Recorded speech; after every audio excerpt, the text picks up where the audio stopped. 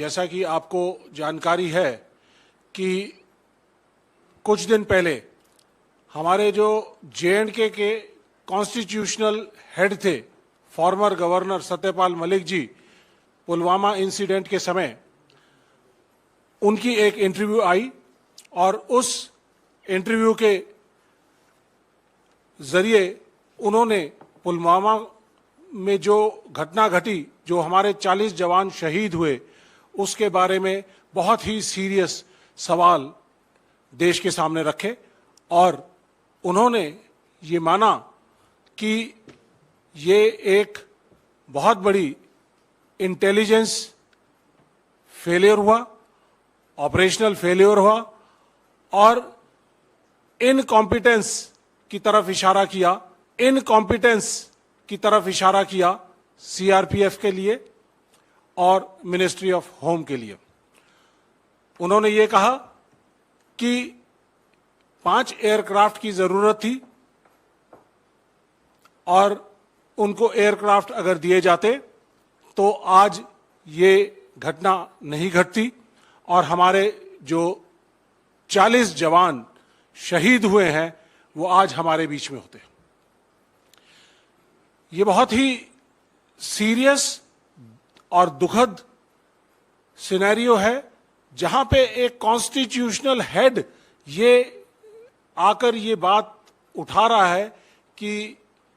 ये एक फेलियर हुआ और उसके बारे में उन्होंने उस समय आवाज उठानी चाहिए, लेकिन प्रधानमंत्री जी ने उन्हें कहा चुप रहें, ये कोई और बात है, कोई और चीज है। और वही चीज अजीत डोवाल जी जो नेशनल सिक्योरिटी एडवाइजर थे, उन्होंने भी यही चीज कही। और इसी क्रम को आगे बढ़ाते हुए हमारे distinguished former army chief general Shankar Roy Chowdhury, उन्होंने भी इसके ऊपर संज्ञान लेते हुए उन्होंने अपना वक्तव्य दिया है और ये कहा है कि 2500 सुरक्षा कर्मियों को 78 गाड़ियों के अंदर आप जम्मू से श्रीनगर ला रहे हैं। रोड ओपनिंग की ड्रिल है, रोड ओपनिंग पार्टीज होती हैं, कोई भी बड़ी कॉन्वॉय अगर चलती है तो उसके अंदर एंटी आईईडी जैमर्स पहले चलते हैं, रोड की सैनिटाइजेशन की जाती है और जितने भी laterals, arterial roads, link roads, highway को ज्वाइन करते हैं, उन्हें कवर किया जाता है ताकि कोई मिलिटेंट या कोई मिस एडवेंचर एक्टिविटी ना कर सके। और सत्यपाल मलिक जी ने भी ये अपने वक्तव्य में कहा है कि लिंक रोड पर कोई जिप्सी नहीं थी, कोई मैन पावर नहीं थी, कोई डिफेंस फोर्सेस नहीं थी। तो ये एक बहुत ही बड़ी ऑपरेशनल लैप्स है। जनरल शंकर राय चौधरी ने ये कहा कि अगर जहाज सीआरपीएफ को दिए जाते तो आज ये दुर्घटना नहीं घटती। इसके अलावा इंटेलिजेंस की जो इनपुट्स पिछले कुछ 1 महीने से 2 जनवरी से लेके और 13 फरवरी तक लगातार आ रही थी कि कोई भी मिलिटेंट एक्टिविटी हो सकती है, वारदात हो सकती है, सॉफ्ट टारगेट हैं कॉन्वॉयज, उनके ऊपर मिलिटेंट एक्टिविटी हो सकती है, अटैक हो सकता है, एम्बुश हो सकता है। उसके बावजूद उसके ऊपर कोई एक्शन नहीं लिया गया। इसके अलावा सत्यपाल मलिक जी ने भी कहा और उसको रीइंफोर्स किया जनरल शंकर राय चौधरी जी ने कि 300 किलो आरडीएक्स अगर एक गाड़ी के अंदर 10 से 12 दिन वहां पर घूम रहा है तो इसका मतलब ये बहुत बड़ी एक साजिश थी और एक बहुत बड़ी इंटेलिजेंस और सिक्योरिटी फेलियर था।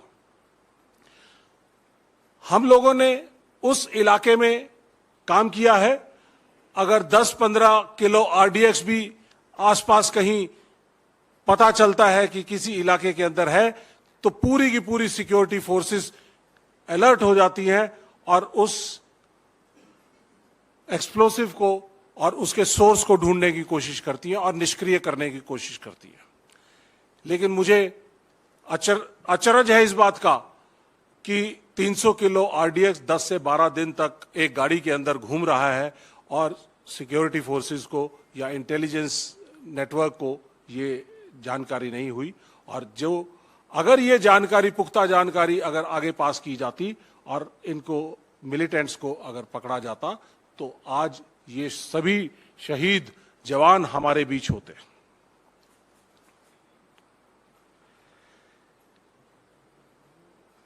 इसके अलावा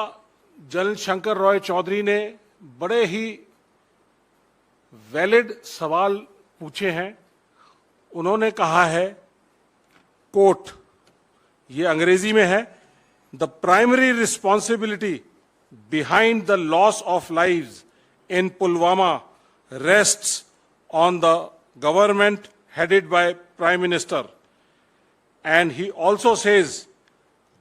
NSA who advised him should also get his share of blame for the intelligence failure. क्या कोई रिस्पॉन्सिबिलिटी या अकाउंटेबिलिटी इस फेलियर की किसी के ऊपर फिक्स की गई? मिनिस्ट्री ऑफ होम के ऊपर फिक्स की गई, सीआरपीएफ के कमांडर्स के ऊपर फिक्स की गई, या नेशनल सिक्योरिटी एडवाइजर के ऊपर फिक्स की गई? जो बेसिक, जो मूलभूत ढांचा है उसके हिसाब से जो इंटेलिजेंस इनपुट्स देने की जो जिम्मेदारी है आईबी की, रॉ की और इंटेलिजेंस एजेंसीज की, वो नेशनल सिक्योरिटी एडवाइजर के ज्यूरिसडिक्शन के अंदर आता है। और ये पुख्ता सबूत,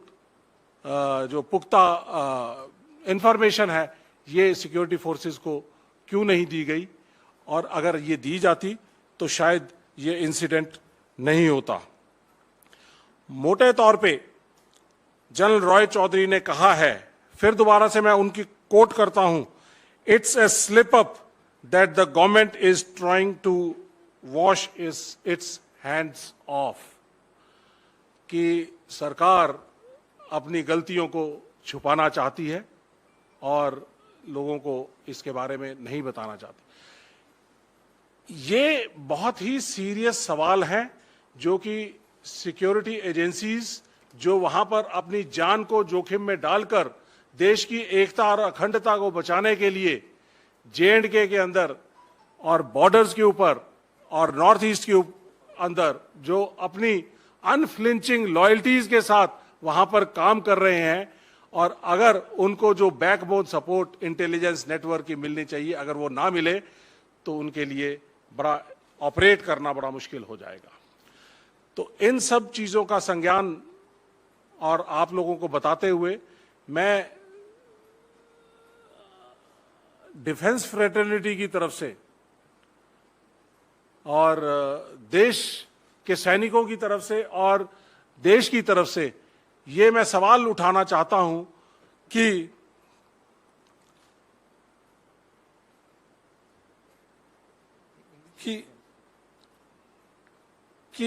ये how this attack took place, nation wants to know that why and how this attack took place, why and how there was an intelligence failure, why and how the accountabilities were not fixed on CRPF, MHA, NSA, PMO, and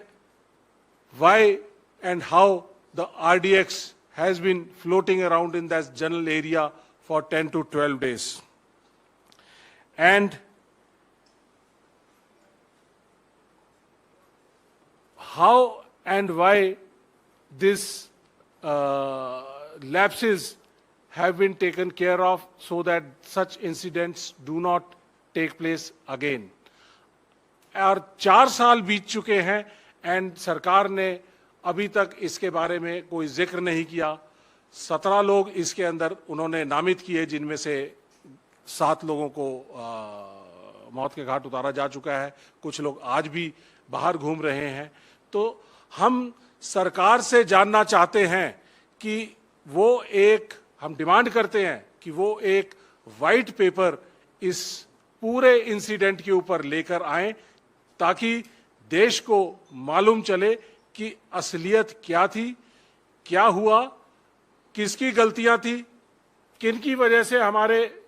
सैनिकों ने शहादत दी और किन को सरकार बचाना चाहती है। ऐसा एक श्वेत पत्र उनको लाना चाहिए।